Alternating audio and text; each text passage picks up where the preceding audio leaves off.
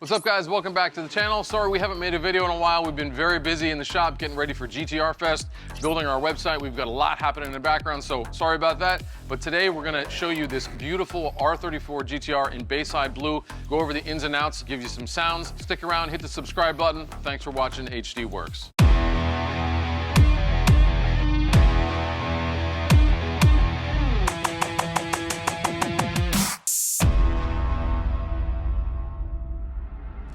All right, so let's get right into it. One of our clients that we have a build going on for now that's actually should be a GTR Fest if all the stars align, got a little antsy and he's like, let's get a 34. I said, okay. So we sourced this for him. This was actually a private sale in Japan. Got it over here and we wanted to just kind of clean it up a little bit. It was very, very good example to begin with. No rust, no collisions. The underside is extremely clean. The tins on everything. It's a very, very nice car. But we want to just go over it a little bit, do some mechanical upgrades, do a couple of cosmetic upgrades, and I'm going to go over them with you today. So when we got this, it didn't necessarily look as pretty as it does here. The middle blade here, the top of this was a little faded. We went ahead and just redid this entire wing assembly along with the trunk. Sometimes when cars sit out, they just get a little faded over time. So we just wanted to make sure that all the paint looked congruent. Some of it's old, some of it's new, but we made sure that we blended a lot of the things to look appropriate. Underneath the car, the diffuser back here was kind of gnarly, so we actually took the whole thing apart, redid all the clear on the bottom of the carbon, redid all the plastic pieces, re-riveted everything, and we actually put a rhino liner on the top portion in between the top of the diffuser and the car. We added the Nismo rear skirt extensions and the center skirt extensions. This kind of really fills in the car, so we love to do that. It's a nice, easy mod on these R34 chassis. As far as sound and performance, we just did a full Tomei exhaust system from the downpipe directly off the turbos to the midpipe, and then the full catback. It really kind of makes the car come alive a little bit. You can get the pops and really hear the turbo spooling, and it really brings the sound to the GTR that you're looking for. Originally, when I put this car together, we had it on LM GT4s in black. I love me some TE-37s, so 18, 10.5, 15 is the number for this car. 275, 35, 18. We always run that on this chassis. It fits perfect. You have no fender rub. You can drive this car all day long, no problem, no rubbing. He did get me to get some blue stickers for him and change these out to blue valve stems to kind of match the car. And I didn't think it was gonna look good at first, but man, I'll tell you what, it's almost the exact color of the car. It matches really well. We, of course, did the Nismo lug nuts. We have EBC pads, DBA rotors. We always refinish the calipers and we do lines and Motul RBF 600 in these cars. Easy brake upgrade, it stops on a dime. And then if you want to do anything better than that, we would bring it into the R35 setup. Again, a lot of this job was very cosmetic. So the whole front bumper came off of this car. All of the grills got redone. The bottom lip had a bunch of scratches in it. Some pieces were actually missing, so we refinished that. The headlights, they were normally faded. These are actually lens replacements. We took the lights apart, put new lenses back on them, and they're brand new. And then we actually PPF'd the lights and the front bumper itself, because at the end of the day, this is a driver. It's not like a completely restored car that's going to sit in a collector's a garage or a man cave. I just wanted to set it up, give him some peace of mind that he can drive it around without it getting completely rock chipped up, and then we can address it next year when we restore the car and we add some power to it. And that's our next step for this car. But I just wanted to get him into the car for the summer so we can enjoy it. Let's talk about the engine bay just a little bit. Again, this is a very stock car. I didn't really want to do anything to it. Stock ECU, stock injectors, it's very stock. Also did some intakes from HKS. So this is the racing chamber and the racing suction kit. So it's basically all of the intake tubes right up to the turbo itself on the stock airflow meters. Radiator stock, everything else in here is pretty much stock. We did order some Nismo stuff and some Nissan parts just to kind of clean up the engine bay a little bit, like our radiator stays and our brake line clips in the back. I would drive this car all day long, no problem. It drives very comfortably, very quiet. Enough of me talking about this thing, let's go drive it.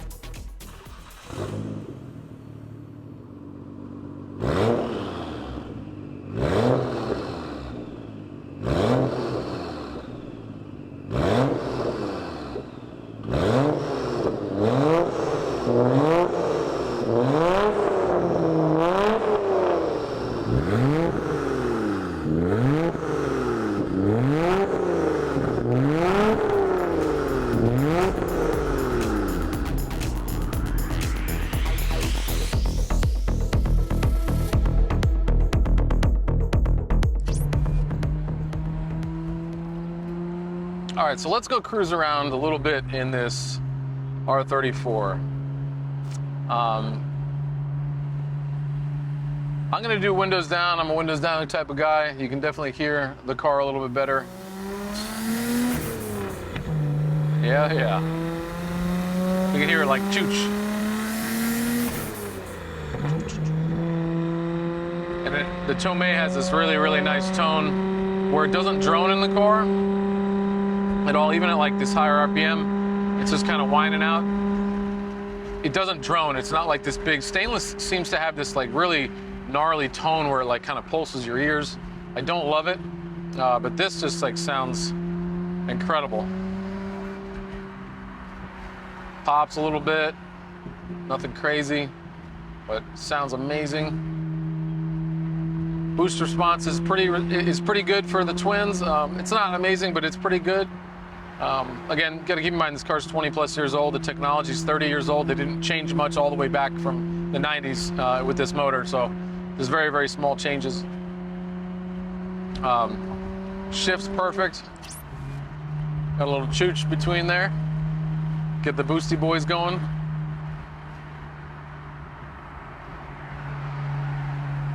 Always turns heads in this car. I got people with their cameras out before the car even gets there with this thing.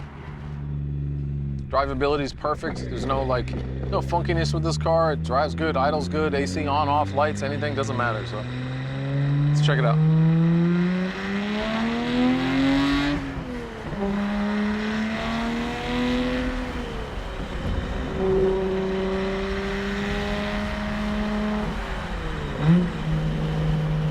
Nice, smooth throttle response. Pulls through the gears pretty good. And keep in mind this is stock, so if it makes 300 horsepower, I'd be surprised at all. Very, very nice car. Rev match is great. Listen to that.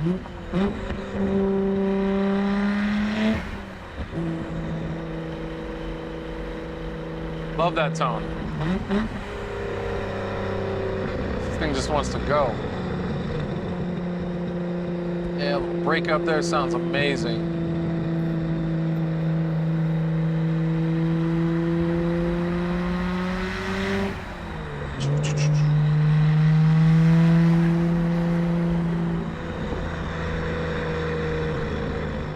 And whenever you build these cars, it just takes this and amplifies it. So this car plus another 300 horsepower is a lot of fun. The car doesn't weigh a ton, so whatever you do to it, even 100 horsepower extra is a lot of fun in this car. Listen to that. Just don't even have to get into it. Just the tone. Incredible.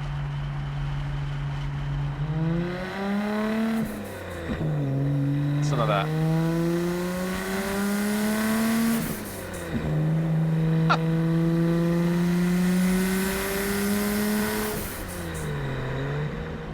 I'm not even stepping on it.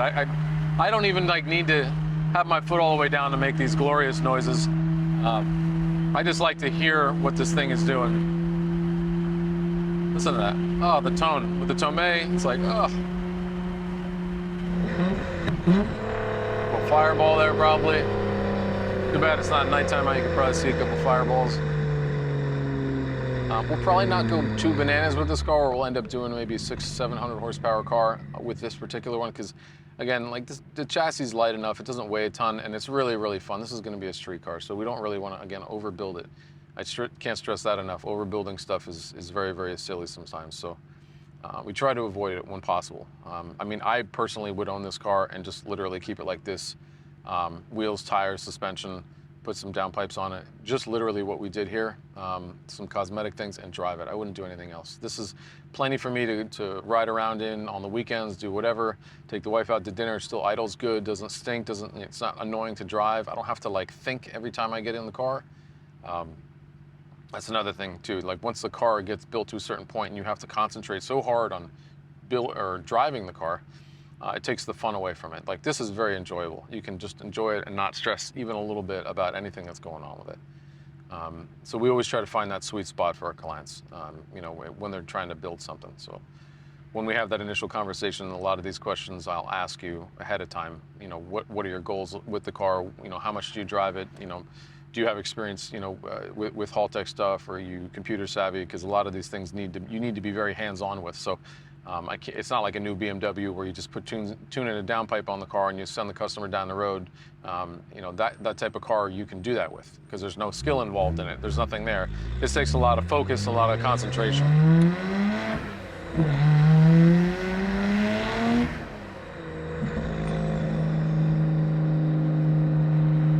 That light was about 3 seconds.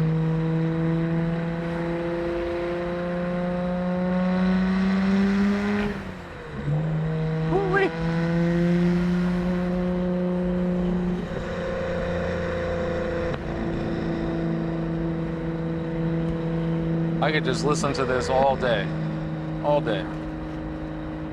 If I had actual time today, I would just take this on A1A, go cruise up north, maybe an hour, 2 hours, just like this.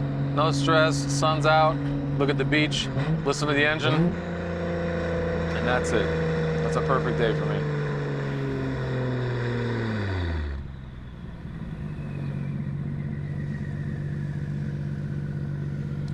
Yeah, these stoplights are no fun. You know, everybody thinks a 1,000 horsepower car is cool, which it is. It's very cool. So is 1,500 or 2,000, but to get it to that level and keep it together for more than 3 pulls takes a huge budget. Huge budget. And not only the money portion, but you have to have a crew around you that knows what they're doing, first of all. It's able to service your car every week, every weekend, or whatever you're racing. And it's a lot of time.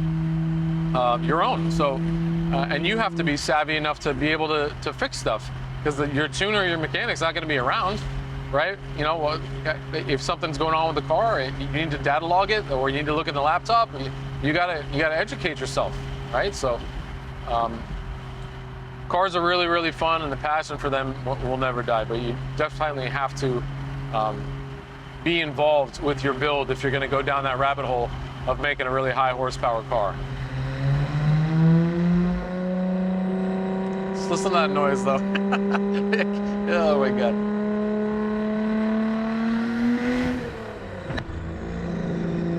Wow. And it's not even that loud. It's not obnoxiously loud. I'm not screaming at the microphone here. But you can, I'm sure, still hear it.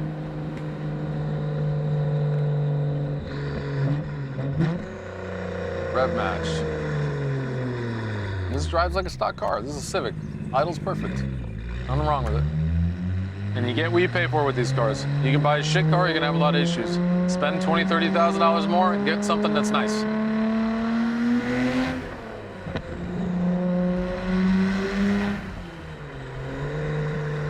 Can't beat that. And that's why I love these cars. The noise is just so intoxicating. With a good intake and exhaust, that's really all you need, just to get in them and drive them. I want to give you a little quick update on the rest of the stuff we got going on. Please check out our new website. We have a lot of merch on there. We just did our limited run of our steering wheels. We have 2 versions on there, so get one of those. Those are really, really nice. Very limited. We only made 30 in each style. We have shirts. We're going to do some giveaways this year on Instagram, so please follow us on Instagram. Subscribe to us here. Follow along. We got a lot more coming. Again, thanks for joining us today. You're watching HD Works.